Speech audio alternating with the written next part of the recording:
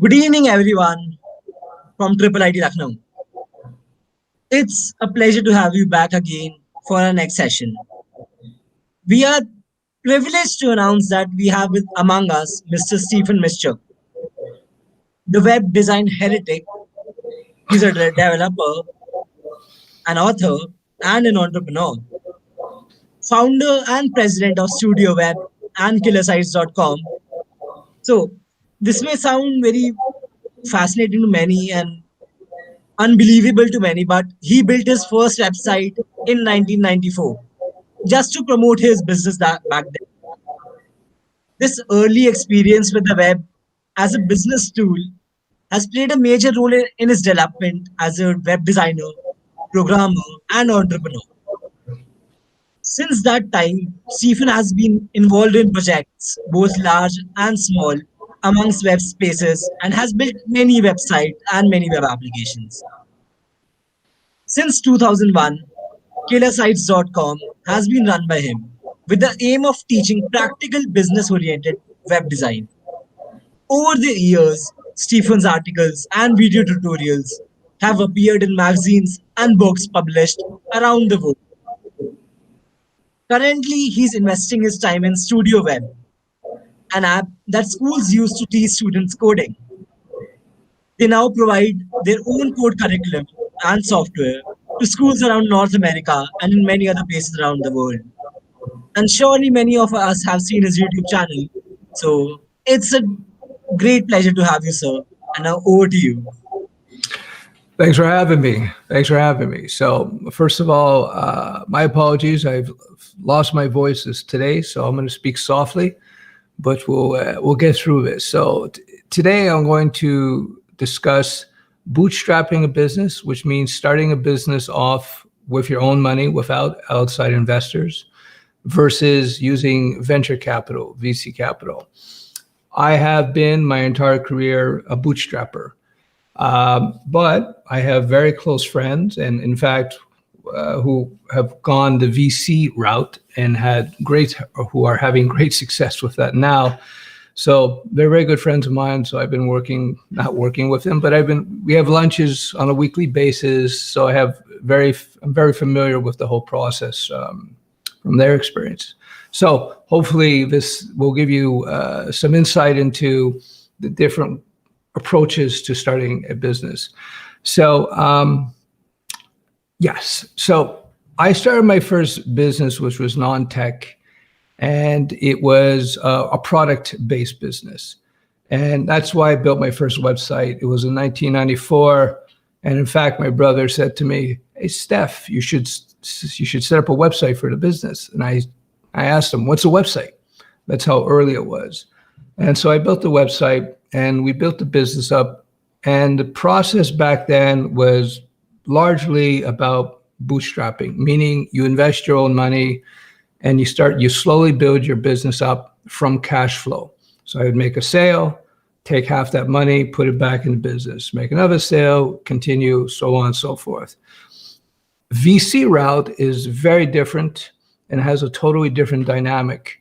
The VC route is essentially you come up with an idea, you start off perhaps bootstrapping the business, and then when you get it to a point, you go for outside investors. There's a whole process. I'm sure everybody's familiar with at least part of that process. There's pros and cons to both. So when you're bootstrapping, you have to be very careful about your cash flow, right? And you're much more risk averse because it's your money. You have very limited funds. So it suggests a certain type of business. When you're bootstrapping a business, typically you're going to have to find a type of business where you can make money immediately, something where scale is not as important as cash flow. There's kind of a balance that has to be had. On the other hand, with VC, because you have a certain war chest of money, a certain amount of money that you've been able to raise from outside investors, that allows you to explore different business ideas much more quickly. And that's expected exactly in the VC world. Another function of VC, another factor of venture capital is they expect you to move quickly because they want to see a big return. Whereas a bootstrapping business, you can proceed a little bit more slowly and deliberately, and take your time. So yes, my first business and all my businesses have been bootstrapped. The last one I've been still working on, was Studio Web. And I was fortunate enough to be in a position where I can self-finance. So I got my small group of people together, and I said, let's build this project based out of my idea. And I threw it out there. I was able to self-finance. And then again, it was the business, as it generated capital, I was able to reinvest that capital and build it up. But there's a cost to that because there was a slow growth. Let me turn back over to my friends who, they went the VC capital way. And it looks like they have a unicorn. It looks like their business might be worth $1 billion by the end of this year. They raise a certain amount of money, and then they were able to really quickly try new ideas. And over the last 7 years, they've been trying they would try an idea, it would hit a wall, and they would pivot to another idea, What I discovered with them is that the investors were invested in the general concept, but the investors were more invested in them. They had faith in the founders.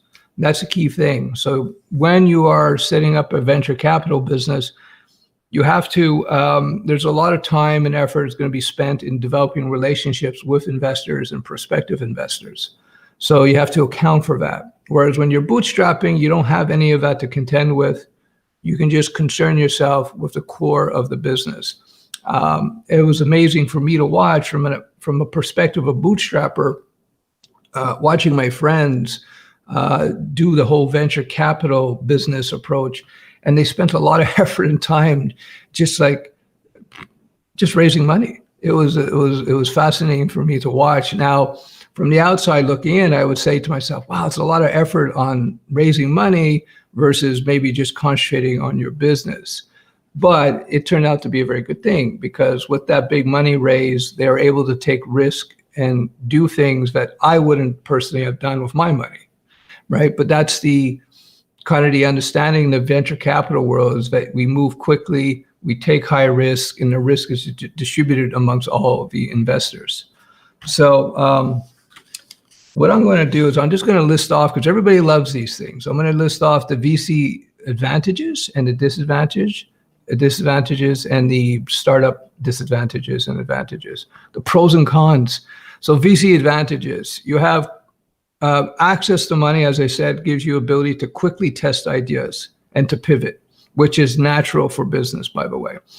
Studio Web, in its inception, even the application itself is maybe 60% of what it is today, at best. It's a 10-year-old project now. It's really pivoted quite a bit based on user interaction and so forth and feedback. Okay, so number one, with venture capital, big advantage is you have access to capital, so you can quickly test new ideas. If you decide to go the venture capital route, it's very important that you find good investment partners. You need to find partners who are knowledgeable in the sector, the business sector, that you're attempting to penetrate. So it's good you find good investor partners, because they'll understand the nature of that business, and they'll be able to provide insight and help give you information and access to knowledgeable people that you can that could be very valuable to you, especially as you grow. That's one. That's another advantage of VC. A third advantage is, of course, the big advantage, you're able to scale very quickly. If the business starts to move, you'll have this ability, this cash, and the network to be able to scale the business very quickly. Disadvantages of VC is that you are accountable to investors. That's also an advantage, but they're going to be wanting reports, financial reports. They want to know what decisions you're making, what direction you're going in. Another disadvantage is that you're going to have to generate these reports and projections.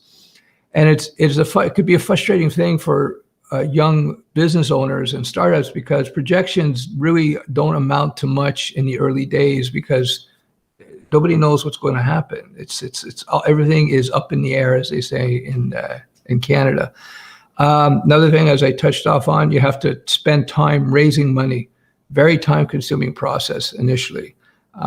So that has to be put into there. And then finally, most obvious is you're diluting your ownership. So as people invest, they take a chunk of your business. Now, that's okay. If you have 40% of $1 billion company, it's better than owning 100% of a $1 million company. So that's okay. So bootstrapping. This is my wheelhouse, as I say. This is something I understand well. You have total control. You're accountable to nobody except yourself and maybe your employees. It gives you a lot of freedom. You don't have to report back to a board of directors. You don't have to report back to your investors. So there's no pressure from investors.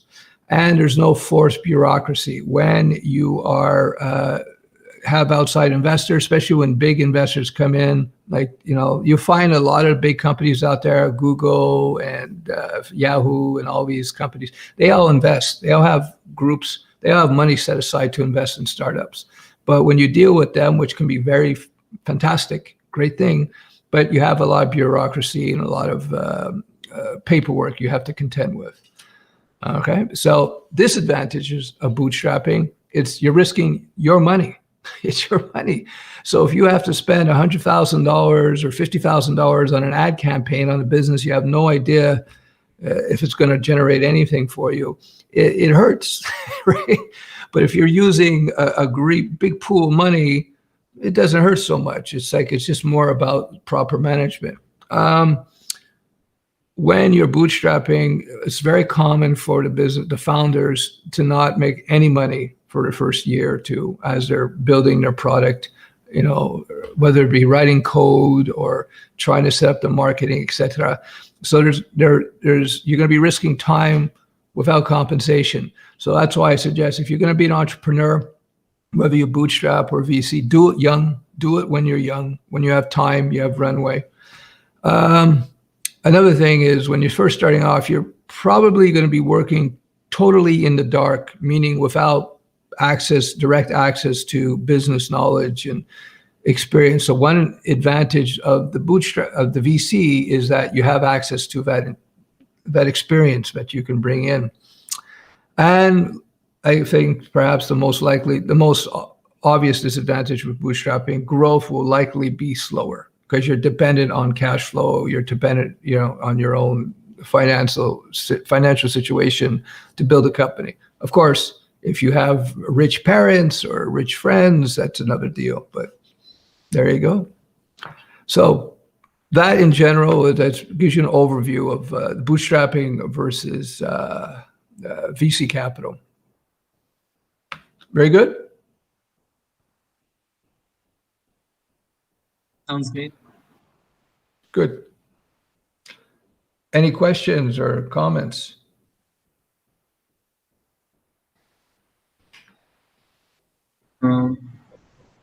So, if by chance, when you were setting up your first company and you had a VC capitalist coming to you and offering you a large chunk, would you have made the same decision back in the day, or you would have bootstrapped only? Good question. I have in my career, I've bootstrapped a few business ideas, and I have to tell you, with experience from retrospect, I think I would have been better served by using venture capital because I could have explored ideas more thoroughly. Well, for example, I had Studio Web is a good example. In fact, it's doing well and it's growing, but it would have grown. I would have reached certain goals much more quickly if I had brought in venture capital because I was much more careful about my spend and my money. And also, you can't underestimate the contacts that a VC can bring you. So I was reading, for example, Google's a classic example. One of the earlier investors in Google also was an earlier investor in Yahoo. So when Google was first getting going, if you probably don't recall, they were selling search engine access to Yahoo. And they were able to get that access to Yahoo and that important client because of the connection with the common VC, if that makes sense. So yes, looking back, I think sometimes it may have been better to use venture capital. Also, I had other times where I had much older and very successful business owners who wanted to finance certain businesses with me, and they wanted to take a big chunk from me, and I refused because I wanted control. But again, I look back, hindsight is 2020, as they say. I think I would have learned the process of business much more quickly I would have partnered with these much older business owners who had a lot of experience, a lot of capabilities. So yes, I think when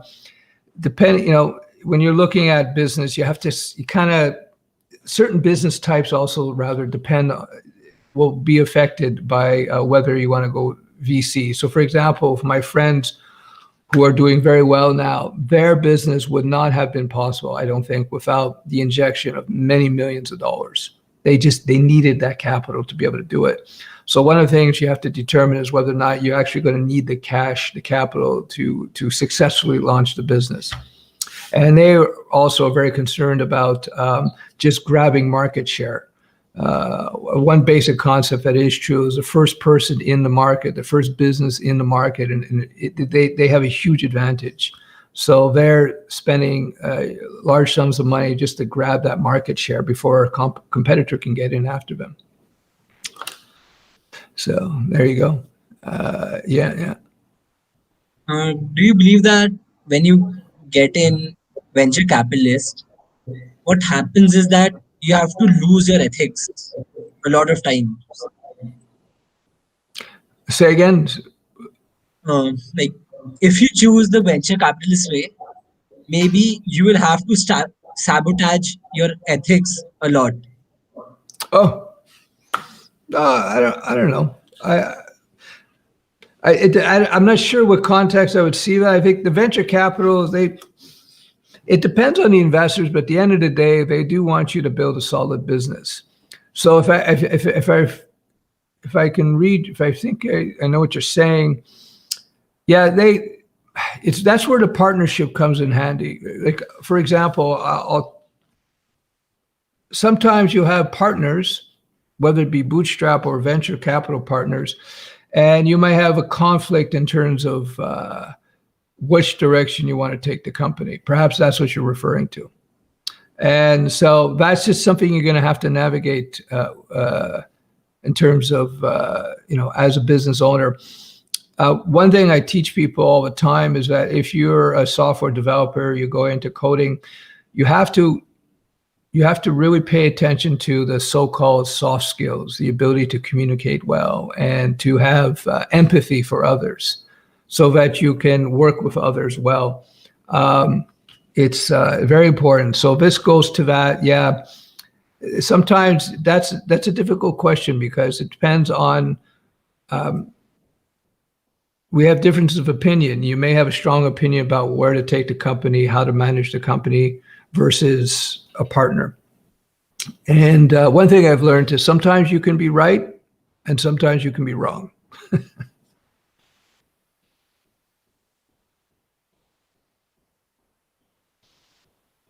Okay, so there's a question by the audience. How much do venture capitalists contribute other than money? That's a good question. So my good friends of mine, they were talking about that as well. One of the problems wasn't a problem. One of the things they had to navigate was exactly that, finding good investors who could contribute more than money. So that's up to you as a founder. And they would refuse certain potential investors or key investors.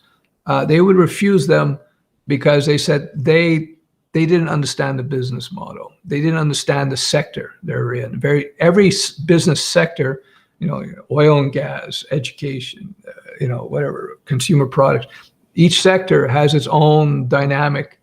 And you have to understand how each sector works. So it was important for them, and they learned early on to find investors who understood that sector that they were in so that they could get good advice, good contribution from the VCs beyond money. And that's a very important thing. So if you're going out there looking to start your business, my suggestion is to really spend more time and find a good match that way so you can get that contribution, because that advice, it can be extremely valuable. Good question. So there's a question that if someone in the age of their, like in their teenage or like in their early adulthood wishes to open a business, should they choose the freedom from financial stress offered by a VC, or the freedom of execution of their ideas offered by bootstrapping? That's a very good question. What I would suggest is this. Here's the scenario. You have a business idea, and perhaps because we're talking, it's probably most business ideas are supported by software and codings, and to a certain degree, whether it be a SaaS or not. What I would suggest is that you build out your idea on your free time, especially if you're young. When you're young, you have a lot of time, not so much money usually. So use your time, build it out. Why? Because the more refined the idea, the product is, especially if you can show some users, the more likely you're going to be able to raise money if you decide to do that, and the more ownership you retain. You don't want to go out and get VC money. You want to hold that off, I would argue, as much as you can, so that you can retain control over your business. So that's what my friends did. And in fact, I think they had minimal investment for first couple of years, but that gave them a lot more control. So they have a lot more control over their business than they would otherwise, and ownership as well. So if I were young, I would be working on just building out your idea, getting into the marketplace, and also people will take you more seriously when they see that you can show some sort of accomplishment like that. Then you have to look at the type of business that you have. If it's a type of business where you can monetize very quickly, then monetize. But if it's a type of business where you need to really scale before you can monetize, then you have no choice and you have to go after VC. I hope that answers the question.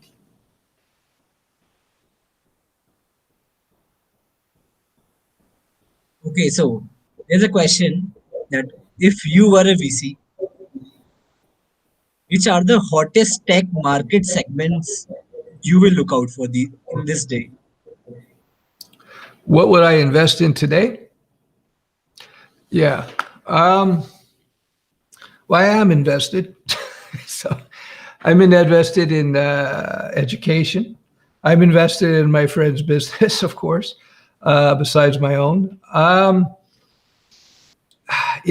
It's interesting. I looking around now, I think that blockchain-based technology is kind of interesting to me. The rise of NFT I've been reading about recently, that looks really interesting to me.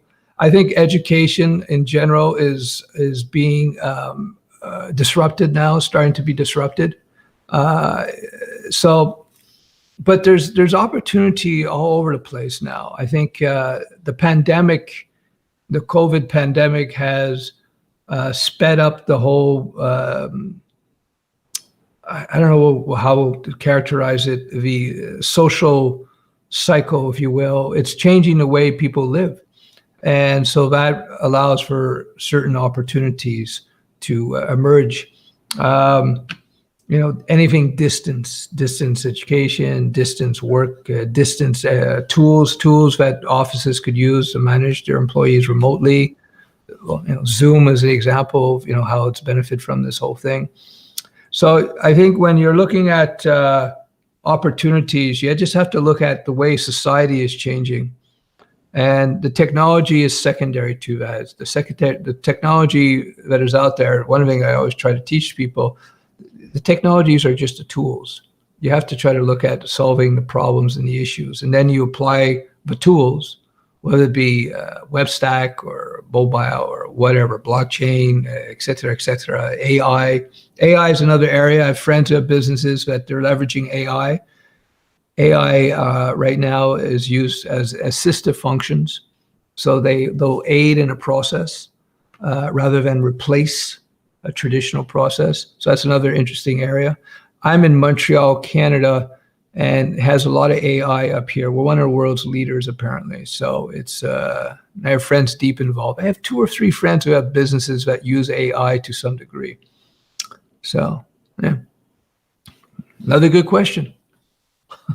Yeah, this question says that we have talked about why startups need VCs, but if you are a startup owner, what should one think before they um, reach out to a VC? Like, how should they push it to a VC so that they convert that VC? Like, it's hard to find a good VC. So how should they work so that they can grab that opportunity? Okay, so so if I understand the question, how should we attract the VC? How do we get the attention of the VC? Right? Yeah. Essentially, Yes. yes. Build something that people are attracted to. I get offers for venture capital all the time for Studio Web, all the time, like 2-3 times a year. They invite me. They want me to present, et cetera, et cetera. It's because they see it out there. They see that it's an ongoing business, and it's also in a sector that they perceive as being valuable.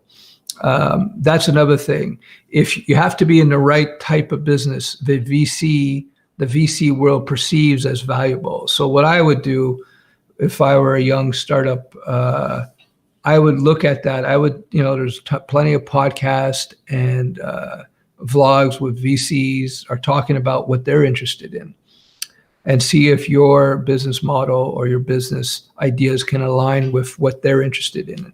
And that plays a huge role, because I have another friend who's another type of business. He has difficulty raising money because he's not in a hot sector. It's not in a sexy sector where the venture capital people are interested in. So that's a big part of it. So yeah, step 1, go out there and listen to podcasts with venture capitalists, see what they're saying.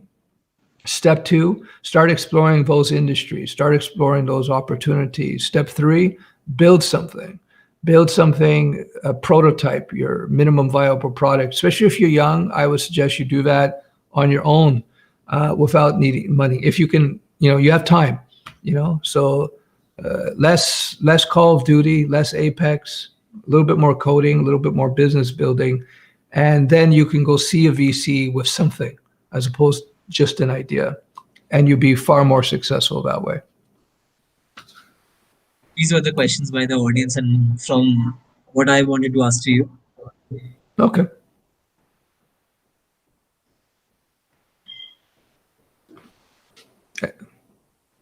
Are we good? I guess you answered everything anyone had in their minds as of now. So I've answered the questions. Well, let me leave you with some. I suppose that most of the audience are a little younger than me. So let me just give you some words of wisdom from an old man. Not really, but your uncle. Start fast. If you're going to start a business, better to start young. So I encourage you, if you're interested in it, do it now. Now's the time to take the risk when you're young. Now's the time. Many of your business ideas will fail, but that's okay. That's normal. Just keep trying different ideas. Kill your business fast. Find out if the idea is good or bad quickly, so you don't waste your money or your time on these things.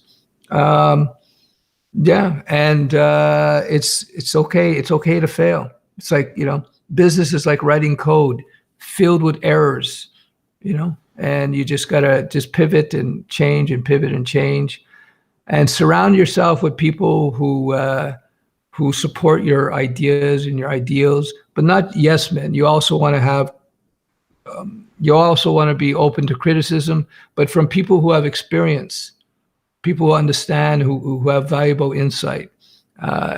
So that's my big advice to you. And you have a valuable asset. If you're young, that's a huge asset, and you have time.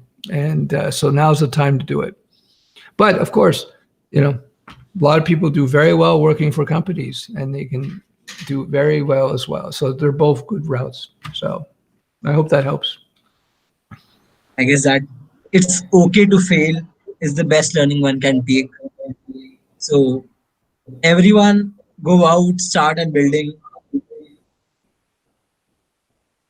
Yeah, It yeah. has been a pleasure to have you, sir. Thanks for having me. I hope you found this talk informative. Yeah. My voice is very weak today, so We hope that you my get well apologies. soon. We hope that Thank you you. get well soon. So thank you everyone for joining in. I hope you were able to learn from sir's experience, practicality, and what can be better than actual real life experience. So thank you for everyone for coming, and thank you, sir, for blessing us with this opportunity. Thanks for watching. Bye bye.